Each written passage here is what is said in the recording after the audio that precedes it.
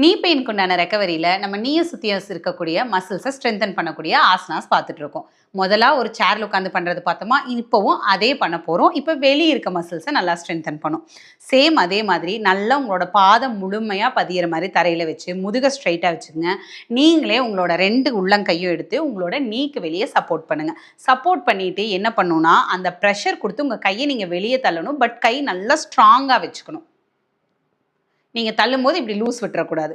நல்லா ஸ்ட்ராங்கா அந்த இடத்த ப்ரெஷர் பண்ணணும். அதாவது ஆப்போசிட் போஸ் மாரி. கையிலிருந்தும் ப்ரெஷர் போடணும். அதே சமயம் காலையும் நல்லா தள்ளணும்.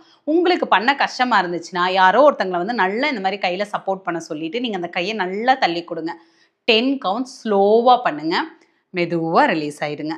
நார்மல் பிரீத் இன், பிரீத் அவுட் இருக்கணும். மூச்ச புடிச்சு அப்படியெல்லாம் பண்ணாதீங்க.